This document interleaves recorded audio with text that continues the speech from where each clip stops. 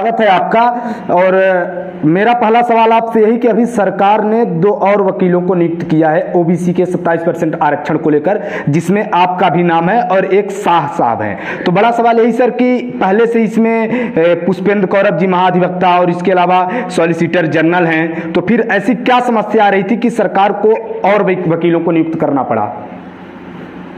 इसमें दिक्कत है कि हम लोग चूंकि उस मेट्रो में शुरू से ही 2019 से ही जी सरकार के पक्ष में ही पैरवी कर रहे थे जी, और आरक्षण के 27% आरक्षण के सपोर्ट में भी कोर्ट में नियमित रूप से पैरवी कर रहे हैं जी। और अभी कुछ ऐसी गड़बड़ियां हुई हैं बीच में, तो और दूसरी चीज ऐसी कि महाधिवक्ता महोदय है तो बहुत शीघ्र ही हाईकोर्ट जज के रूप में उनकी नियुक्ति भी होने वाली है जी। तो उन तमाम तथ्यों को दृष्टिगत रखते हुए माननीय मुख्यमंत्री जी ने ये सोच के कि भाई ओबीसी आरक्षण का पक्ष मजबूती से रखा जाए और जो भी solicitor general of India appear हो रहे हैं श्री तुषार मेहता जी, तो उनको भी विधिवत ब्रीफ किया जा सके मैटर जी। तो इस आशय को दृष्टिगत रखते हुए मध्य प्रदेश शासन द्वारा स्पेशल अधिवक्ता नियुक्त किया गया है। जी जी। तो सर आपको क्या लगता है कि दिक्कत कहाँ आ रही है?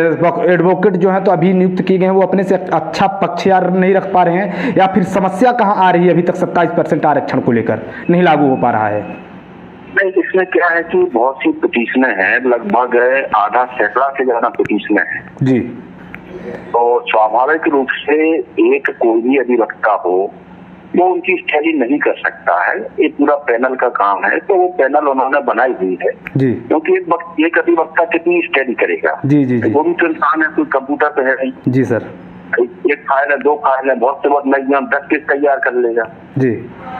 तो पंजाब केसों को दृष्टिगत रखते हुए एक दिया है सरकार ने जी। तो सरकार आपको पूरी तरह प्रतिबद्ध दिख रही है? सरकार पूरी तरह से पक्ष रख रही है या सरकार की तरफ से कहीं कुछ लापरवाही हो रही है?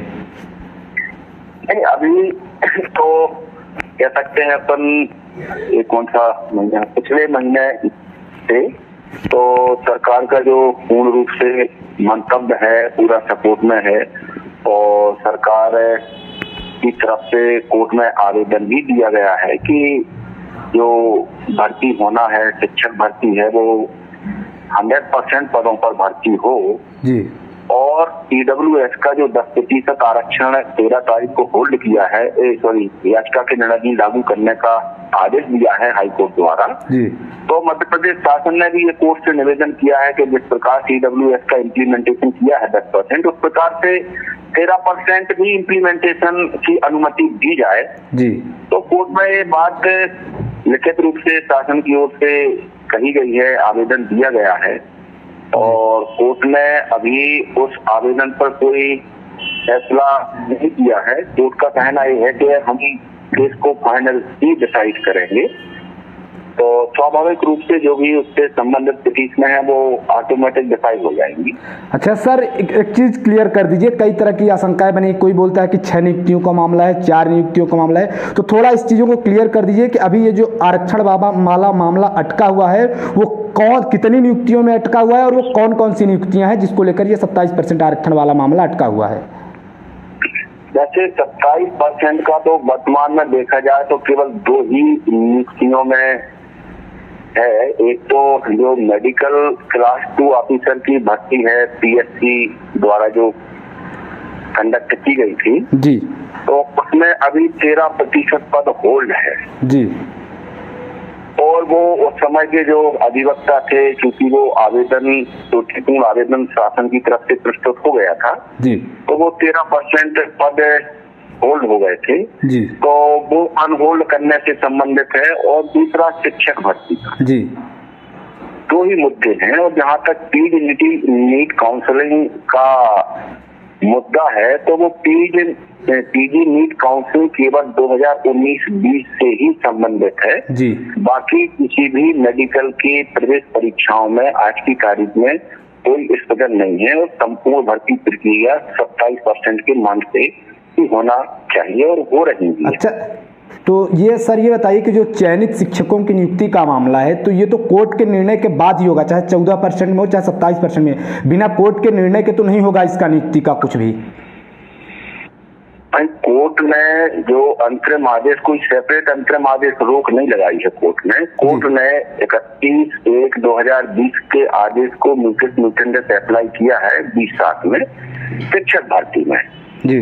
तो शिक्षक भर्ती में पदों का जो विज्ञापन है, अकॉर्डिंग विज्ञापन उसको प्रोसीड करने का आदेश है, लेकिन रिजल्ट डिक्लेयर न करने के लिए कोर्ट ने अंतरिम आदेश दिया है 20/7 में जी। तो उस आदेश को मॉडिफाइड करने के लिए ही शासन ने आवेदन दिया है।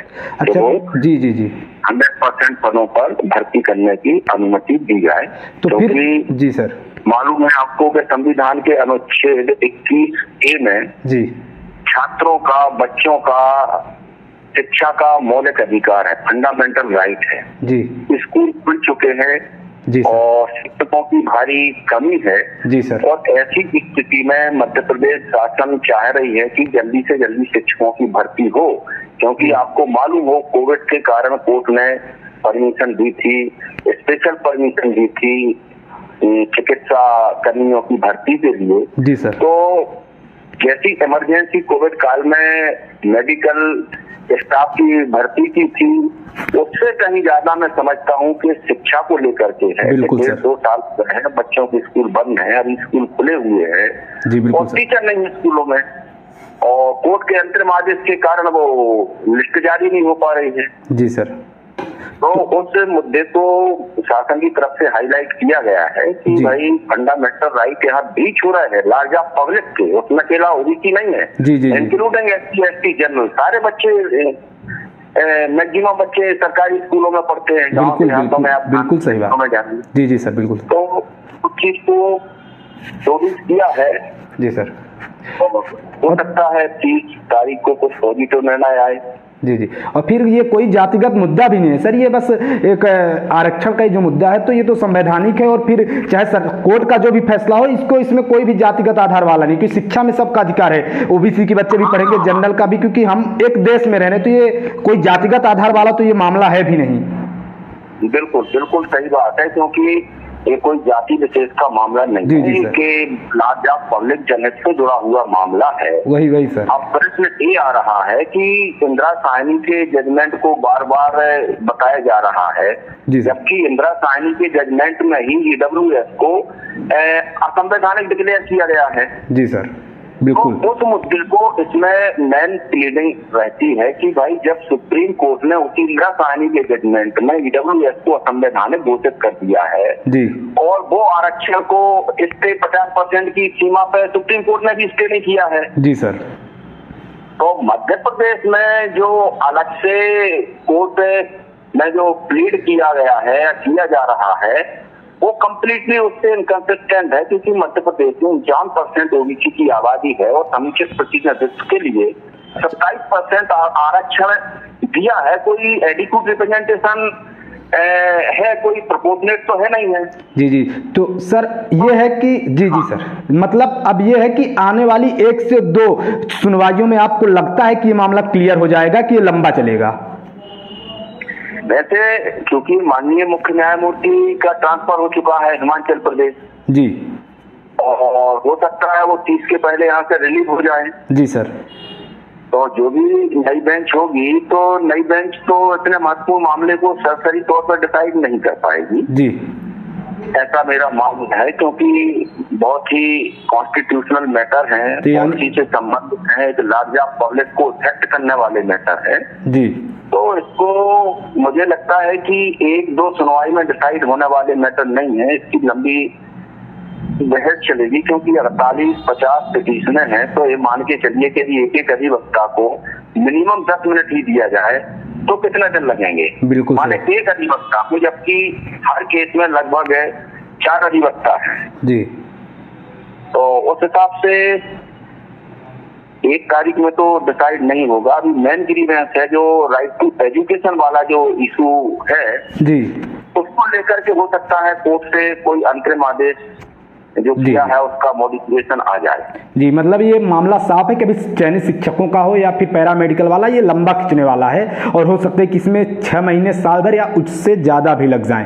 30 तारीख की कोर्ट की सुनवाई के बाद सर हम चाहेंगे एक बार फिर आप हमसे जुड़े और जो लोग ये सुनना चाहते हैं, जानना चाहते हैं कि कोर्ट में क्या मेडिकल का कोई इशू नहीं है। अच्छा, मेडिकल का इशू नहीं, चयनित वालों का है, चयनित शिक्षकों का नहीं, वो है केवल मेडिकल क्लास 2 ऑफिसर, मतलब डॉक्टर। अच्छा, डॉक्टर्स का मेडिकल क्लास ऑफिसर 2। जी जी जी सर जी। तो मैं चाहूंगा सर कि 30 तारीख को जो कोर्ट की सुनवाई हो, एक बार फिर आप हमसे जुड़े, क्योंकि लोग आपको सुनने के लिए बेताब रहते हैं और वो जानना चाहते हैं कि कोर्ट में क्या हुई। और अब तो आप सरकार की तरफ से पक्ष भी है, उस तरफ पक्षकार हैं, तो हम 30 तारीख को जो भी होगा उसके बाद आपसे फिर बात करेंगे, अगर आपको समय रहेगा तो। हमसे जुड़ने के लिए सर बहुत बहुत शुक्रिया आपका। नमस्कार, मैं हूं शुभम शुक्ला और आप देख रहे हैं द लोक नीति। अभी कोर्ट में जिन नियुक्तियों को लेकर ओबीसी का 27% आरक्षण का मामला अटका हुआ है, जिसमें चयनित शिक्षक वाला है और उसके अलावा मेडिकल की क्लास 2 की भर्ती, उसको लेकर सरकार ने आज 2 और एडवोकेट वकीलों को नियुक्त किया है जो सरकार का पक्ष रखेंगे, 27% आरक्षण को लेकर पैरवी करेंगे। उन्हीं में से एक रामेश्वर सिंह से हम बात किए हैं जो सरकार के पक्षकार हैं, ओबीसी आरक्षण को लेकर आज ही नियुक्त किए गए हैं, जिनकी सरकार ने प्रति सुनवाई 1.5 लाख जिनकी फीस भी है। हमने उनसे बात की, बातचीत के दौरान उन्होंने एक बड़ा खुलासा किया कि चयनित शिक्षकों का या मेडिकल क्लास 2 वालों का यह मामला इतना जल्दी सॉल्व होने वाला नहीं है, यह लंबा खींचेगा। देखिए इस बारे में उन्होंने क्या क्या तर्क रखे और क्या बात कही।